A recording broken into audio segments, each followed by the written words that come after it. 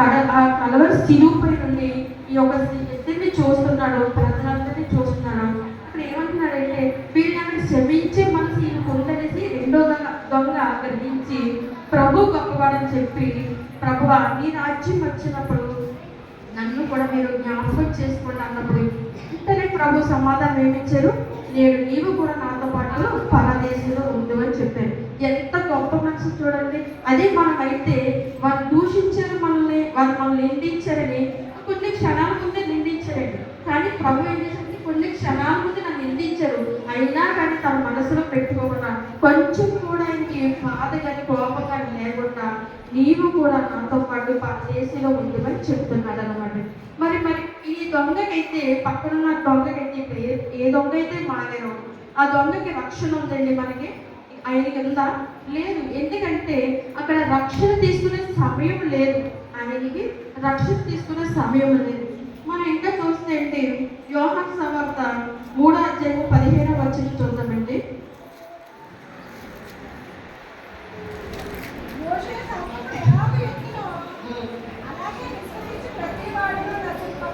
చెప్పగా పొందినట్లు సారీ చూడండి, మోషే ఎలాగే ఇత్తడి సర్పం ఇందాక అయ్యగారు చెప్పారు కదండి, ఇత్తడి సర్పం ఎత్తిన వారు బ్రతికెదరు అని. అరణ్య మార్గంలో ఆకు రాలినట్టు పాములు చంపినప్పుడు ఆయన ప్రేమయ్యారండి, చాలా జనం చచ్చిపోతూ ఉన్నారు. అప్పుడు యెహోవా ఒక మాట ఇచ్చారన్నమాట, ఒక ఇత్తడి సర్పం చేసి దాన్ని ఎత్తైన దాన్ని పెడితే దాన్ని చూసిన వారు బ్రతుకుతారని చెప్పారు. కానీ ఇక్కడ ప్రభు యేసుక్రీస్తు వారిని ఆ ఎత్తైన శిలువ మీద ఎలాడి తీసినప్పుడు ఆయన చూసిన వారు అందరూ కూడా ఏమవుతారండి, బ్రతికెదరు అంటున్నాడండి. ఆయన చూస్తున్నాడు ఎవరండి, ఈ శిలువలో ఎలాడిపడిన ఈ యొక్క దొంగ ఆయన చూస్తున్నమాట.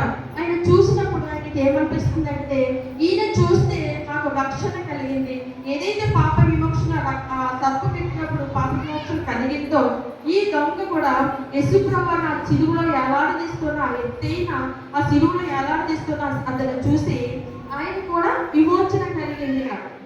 కలిగినప్పుడు ఏమైందంటే ఈయన ఆ సర్పం ఎలా చూసి బ్రతికారో ఈయన చూసిన వారు కూడా బ్రతుకుతారు అన్నమాట. ఎలా బ్రతికారంటే ఈయన చనిపోయినా కానీ ఈయన శరీరం ఇక్కడ ఉన్న ఈయన ఆత్మ ఎక్కడ ఉంటుందండి, పరదేశంలో ఉంటుంది అన్నమాట. దేవుడు ఇచ్చాడు కదండి, దేవుడు మాట ఇచ్చి తప్పదు అనమాట, నీవు కూడా నాతో పాటు పరదేశంలో ఉండవన్న మాట ఆయన చెప్పిన రీతిగానే దేవుడు ఏం చేశాడంటే ఆయన క్షమించాడు అన్నమాట. ఇంకా కొన్ని విషయాలు మనం చూసినట్లయితే మనం రక్షణ తీసుకోకుండా దేవుడి రాజ్యానికి వెళ్ళలేము. కానీ యేసు ప్రభు వారు స్వయంగా ఆ యొక్క పరలోక రాజ్యాన్ని సిద్ధపాటు చేయడానికి ఆయన వెళ్ళడై ఉన్నారు. కాబట్టి ఈ యొక్క శిలువలో ఎలాడదీస్తున్న ఈ ప్రభు వారు అక్కడ నిలబడి ఉన్నప్పుడు ఈ యొక్క దొంగను అడిగాడు దొంగ అడిగాడు ఏమనంటే, ప్రభువా నీ రాజ్యం వచ్చినప్పుడు నన్ను జ్ఞాపకం చేసుకోమని చెప్పినప్పుడు ఏం చేశారంటే ఆయన జ్ఞాపకం చేసుకోవడానికి సమీపాలు ఉన్నారు కాబట్టి ఆయన ఏం చేశారు, జ్ఞాపకం చేసుకున్నారు. అదే యేసుప్రభు చనిపోయిన తర్వాత ఒకవేళ వాళ్ళు సీరియస్ ఉంటే అప్పుడు ఏం చేయాలండి, వారు రక్షణ తీసుకుంటే కానీ వాళ్ళకి పాప విమోచన కలగదు. కాబట్టి ఇక్కడ ఈ దొంగ ఏదైతే పోనీ ఆ సిలువలోంచి దిగొచ్చి పోనీ రక్షణ తీసుకోవడానికి అవకాశం ఉందా? ప్రభు వారిని సిలువ వేసినప్పుడు ఆ రోమా ప్రభుత్వం అంతా కూడా ప్రభుని నిందించినప్పుడు శిష్యులంతా ఎక్కడికో పారిపోయారు, ప్రవక్తలంతా ఎక్కడికో పారిపోయారు, పోస్తులంతా ఎక్కడికో పారిపోయారు. మరి ఈ యొక్క ఒక దొంగ దిగి వచ్చినా సరే ఆయనకి రక్షణ ఇవ్వడానికి ఎవరైనా సిద్ధంగా ఉన్నారండి? లేదు. కాబట్టి దేవుడి సమీపం ఆయన దగ్గర ఉన్నారు కాబట్టి ఆయనకి రక్షణ ఆ శిలువ పైనే కలిగింది. కాబట్టి నేడు నీవు కూడా నాతో పాటు పరదేశంలో ఉందని చెప్పి ఉన్నారు. ఇక్కడ మనం కొన్ని విషయాలు తెలుసుకున్నట్లయితే ఇక్కడ మనకి ఒక ఎవరైతే దొంగ పశ్చాత్తాపం అడుగుతారన్నమాట. ఏమనంటే, ప్రభువా నీ రాజ్యం వచ్చినప్పుడు నన్ను జ్ఞాపకం చేసుకోమని రిక్వెస్ట్ అడుగుతాడండి. ఆర్డర్ అడుగుతున్నాడా? రిక్వెస్ట్ అడుగుతున్నాడు, ప్రార్థిస్తున్నాడు. మరి మనం ఇక్కడ ప్రార్థించినప్పుడు చూసినట్లయితే రోమా 10:9 ఒక విషయం చూద్దామండి.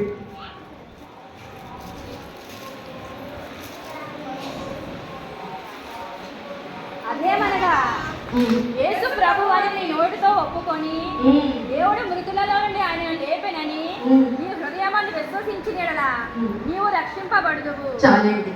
యేసు ప్రభువు ప్రభువని నోటితో ఒప్పుకొని నోటితో ఒప్పుకున్నాడు. ఎక్కడండి? సిలువ పైన. ఎక్కడ ఒప్పుకున్నాడు ఆయన?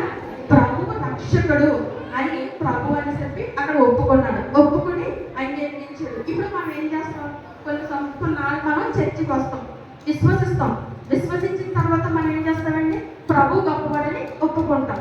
ఒప్పుకున్న తర్వాత కొన్ని రోజులు కానీ కొన్నిసార్లు కానీ ఏం చేస్తాం? మనం రక్షణ తీసుకుంటాం. కానీ ఇక్కడ ఈయనైతే ఏం చేశాడండి? ప్రభువు గొప్పవాడని ఆయన హృదయంలో ఏమనుకున్నారండి? హృదయంలో ఒప్పుకున్నాడు అన్నమాట. అలాగే మనం చూస్తే 10:13, అదే రోమపత్రిక 10:13. ఎందుకనగా ప్రభువు నామను బట్టి ప్రార్థన చేయవాడెవడో వాడు రక్షింపబడును. చాలండి. ప్రభు నామమును బట్టి ప్రార్థించేవాడు వాడు రక్షింపబడు. మరి ఈ సిలువలో పక్కనే ఉండి ఆయన రిక్వెస్ట్ ఏమడుగుతున్నాడండి? అది ప్రార్థనే. ఏమన్నంటే, ప్రభువా నేడు నీ రాజ్యం వచ్చినప్పుడు నన్ను జ్ఞాపకం చేసుకోతండి. దేవుని స్తోత్రం. హల్లెలూయా. మనకి అటువంటి హృదయం కూడా మనకి కూడా ఉండాలి. ఎందుకంటే ఇక్కడ ఈయన ఏంటంటే 2 మాటలు పడింది. ఏంటంటే, ప్రభువా నీ రాజ్యం వచ్చినప్పుడు నన్ను జ్ఞాపకం చేసుకున్నాను. ఆ మాట పలకటానికి చాలా కష్టమండి. ఎందుకంటే అక్కడ ఎండలో ఉన్నారు, రెండోది సిలువ పైన ఉన్నారు. ప్రభువారు కూడా చాలా వేదనలో ఉన్నారు. ఈ దొంగ అక్కడ అడుగుతున్నారు మన ప్రభువా నీ రాజ్యం వచ్చినప్పుడు నన్ను జ్ఞాపకం చేసుకున్నాను. ప్రభువు దేవుడిని ఒకటి యోచించారు, నమ్మేది. రెండోది ఏంటంటే ఆయన వలన రక్షణ నమ్మేది. మూడో విషయం చూద్దామండి. అదే మార్కు సువార్త 16:16 చూద్దామండి.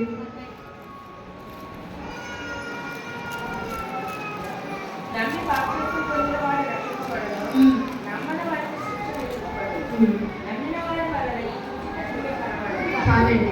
చూడండి, నమ్మిన వారు రక్షించబడును, నమ్మని వారికి శిక్ష విధించబడును.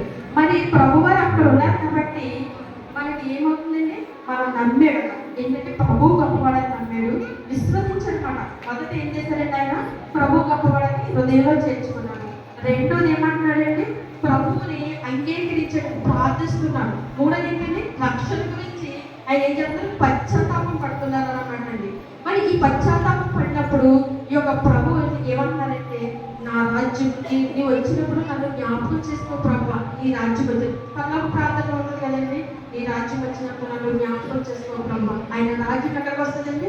మధ్యాకాశానికి వచ్చినప్పుడు మనం ఏం చేయాలంటే సిద్ధపాటు కలిగి ఉండాలండి. ఎలా కలిగి ఉండాలి? సిద్ధపాటు కలిగి ఆయన రాజ్యం కొరకు మనం ఎప్పుడు కూడా ఎదురు చూసే వారంగా ఉండాలన్నమాట.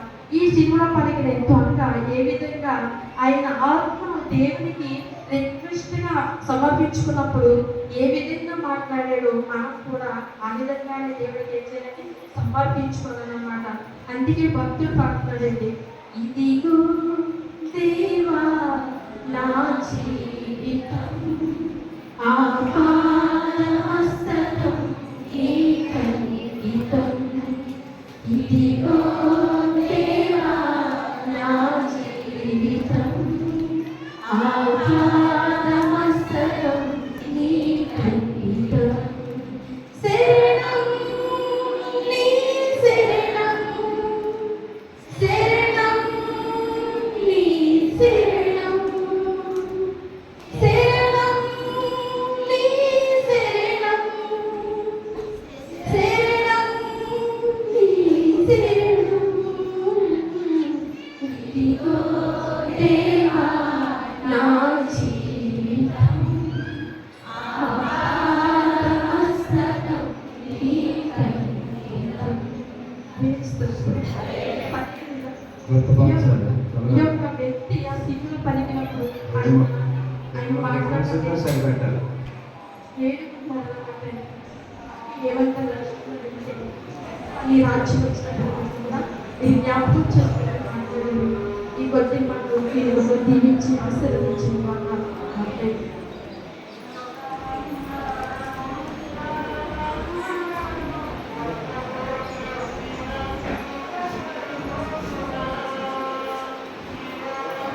దేవుని స్తోత్రం. హల్లెలూయా, హల్లెలూయా. చూస్తా కూడా మనం ఉంటామండి. యేసు తన తల్లిని తాను ప్రేమించిన శిష్యుడు అక్కడ నిల్చుండగా చూచి, అమ్మా ఇదిగో నీ కుమారుడు అని తన తల్లితో చెప్పాడు. ఏడ్రది ఇదిగో నీ తల్లి అని చెప్పాడు. చాలే.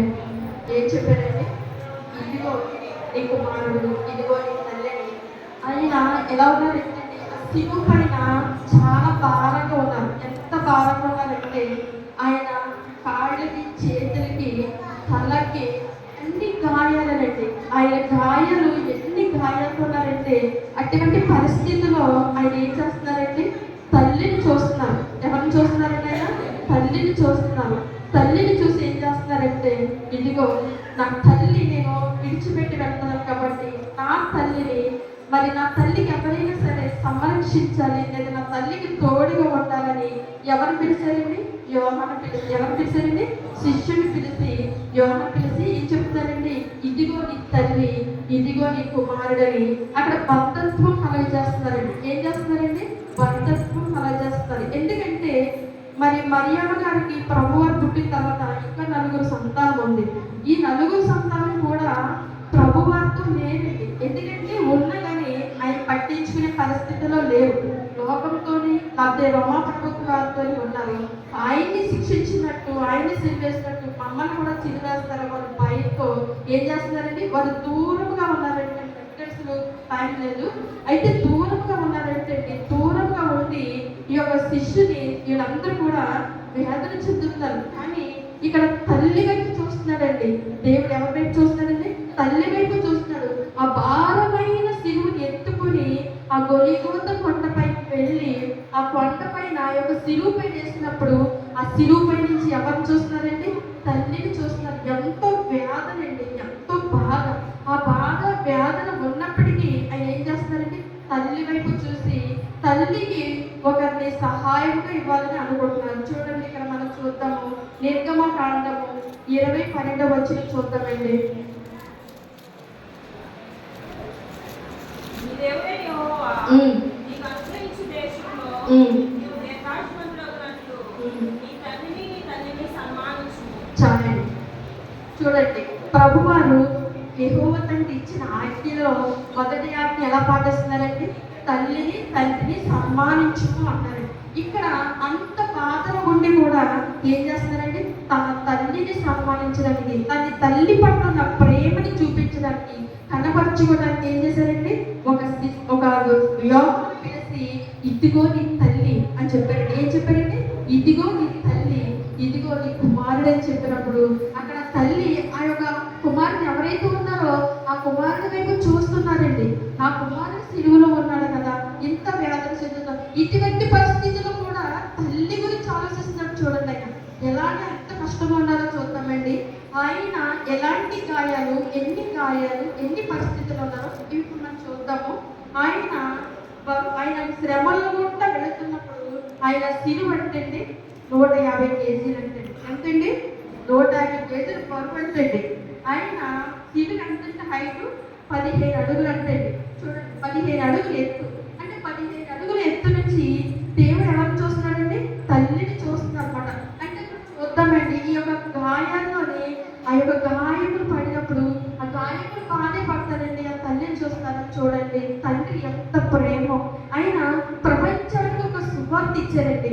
7 మాటలు కూడా ప్రపంచానికి అమూల్యమైన మాట ఇచ్చారు. ఆయన భూమి మీద ఉన్నప్పుడు 33.5 సంవత్సరాలు కూడా ఎంతో మందిని బాగు చేసి, ఎంతో మందికి ఆదరణగా ఉండి, ఎన్నో చనిపోయే వారిని రక్షించి, లేపి బ్రతికించి, దయ్యములు వెళ్ళబట్టి ఎన్నో చేశారు. ఆఖరి క్షణాల్లో కూడా ఆయన ప్రపంచానికి కొన్ని మాటలు, అమూల్యమైన మాటలు చెప్తున్నారు. ఎలా అంటే ప్రభు 7 మాటలు కూడా అమూల్యమైన మాటలు. అంత బాధలు ఉండి ఆయన ఇంకనూ ప్రజల కోసము బాధపడుతున్నారు. మొదటి మాట మనం చూసుకున్నట్లయితే తండ్రి మీరు ఏమి చేయించున్నారు, మీరు ఎరుగురు కనుక మీరు ఏం చేయమన్నారంటే క్షమించమన్నాడు. అక్కడి నుంచి అన్ని కూడా అమూల్యమైన మాటలు మాట్లాడుతున్నాడండి. మరి అయితే 15 అడుగుల సిలువ ఎత్తుపై నుంచి 8 అడుగులు ఎడలు పడుతుంది. సిలువ ఎంతండి ఎడలుపు? 8 అడుగులు ఎడలు పడుతుంది. అయితే 350 మంది సైనికుల మధ్య నడుస్తున్నారంటే ఆయన ఎంతమంది మధ్యనండి? 350 మంది సైనికుల మధ్యన ఆయన నడుస్తున్నారు. అంటే ఈ సైనికులు ఏం చేస్తూ ఉంటారు చూడండి. ఆయన కొట్టేవారు పడుతున్నారు, ఊసేవారు పోస్తున్నారు, తిట్టేవారు తిడుతున్నారు, గట్ట తిరిగేవారు తిరుగుతున్నారు. ఆయన 350 మంది కూడా ఆయన శోధిస్తూనే తీసుకెళ్తున్నారు. ఆయన సంతములతోనంటే 50 మంది రథ సైనికులు అంటే రథములతో 50 మంది వస్తున్నారంటే రథములపై. అయితే ఆయన 350 మంది, ఈ 50 మంది గుర్రపు రథములతో కూడా ఆయన్ని వెంబడిస్తూ ఉన్నారంటే. అయితే ఇక్కడ మనం చూసినట్లయితే ఏంటంటే యేసుప్రభు వారు ఆ యొక్క సిలువలో ఎన్నిక ముందు ఒక కొండ పైన ఎన్నిసార్లు జారిగారంటే 3 సార్లు ఆయన జారిపడ్డారు. ఎందుకంటే ఆయన శిరస్సు నుంచి కూడా రక్తము కాస్తుంది కాబట్టి ఆయన కాళ్ళని చూడలేదండి, ఏమీ లేదు. కాకపోతే ఆయన జారుతూ పడిపోయి లేస్తూ ఉన్నారు. ఎవరి కోసం? ఆయన తప్ప మన కోసమేనండి, మన పాపముల కోసం ఆయన ఏం చేస్తున్నాడంటే ఆ ఇంత బాధని ఇంత నరకగానైనా పడుతున్నారన్నమాట. 3 సార్లు పడిపోయినప్పటికీ ఆయన లెగిసి మళ్ళీ కూడా సిగురు పట్టుకుని వెళ్తున్నారండి. మరి ఇంకా చూస్తే ఆయన శరీరంలో అంటే 5,480 గాయాలంటే. ఎంతండి? 5,480 గాయాలు. చూడండి, ఒక చిన్న గాయం తగిలితేనే మనం ఏం చేస్తామండి? తల్లడిపోతాం. ఒక చిన్న ముళ్ళు తెచ్చుకుంటే మనం ఏం చేస్తామండి? కంగారు పడిపోయి ఎంతో అపురూపంగా చూస్తున్నాం. మరి ఆయన కూడా మనలాంటి శరీరం ధరించుకుని మన పాపాలు భరించినందుకు వచ్చినైనా వచ్చి ఆయన సిలువ వేసినప్పుడు ఇంకా ఇన్ని బాధలు పడుతూ కూడా ఈ 5,480 గాయాల శరీరం మీద ఉన్నప్పటికీ ఆయన ఎవరి వైపు చూస్తున్నాడండి? తల్లి వైపు చూస్తున్నాడు. తల్లి వైపు చూసి ఏం చేస్తున్నాడంటే, అమ్మ ఇదిగో నీ కుమారుడని, ఇదిగో నీ తల్లి అని చెప్పేసి అక్కడ ఒక నూతన బంధాన్ని ఏర్పరిచి ఆయన వెళుతున్నాడు అన్నమాట. ఎలాంటి బంధాలండి? ఒక బంధాన్ని ఏర్పరిచాడు. ఎందుకంటే ఆయనకి సహోదరులు ఉన్నారు, సహోదరు మనులు కూడా ఉన్నారంటే. ఎవరున్నారండి? సహోదరు మనులు కూడా ఉన్నారంట.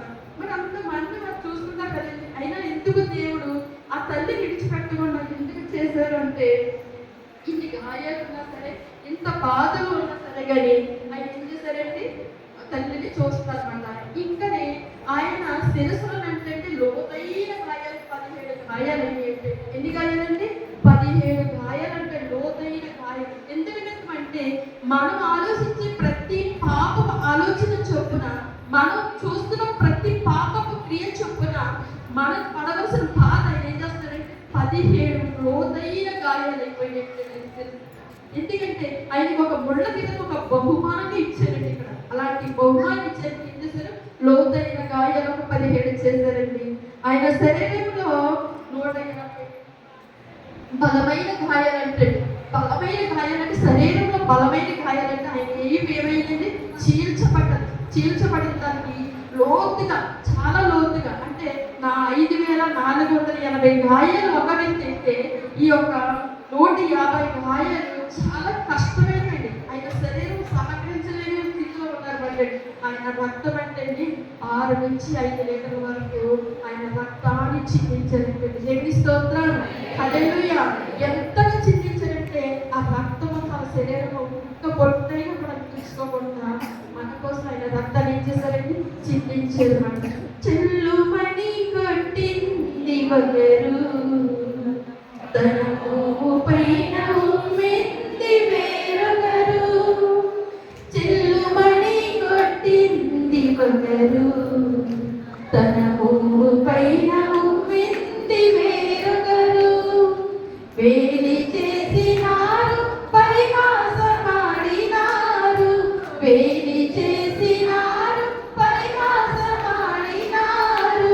నోరు తెరవలేదా ఈ ప్రేమ, పలుల పలకలేదా ఈ ప్రేమ.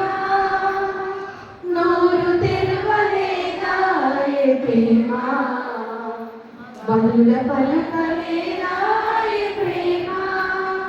ఇది ఎవరి కోసమో? ఈ జగతి కోసమే, ఈ జనుల కోసమే, ఈ జగతి కోసమే, ఈ జనుల కోసమే. తిరుమలలో సాగింది యాత్ర, కరుణామయి దయగల పాత్ర. దేవుని స్తోత్రమైన సమయం ఇచ్చినందుకు దేవాది దేవుడి వందనాలు, అందరికీ నా వందనాలు.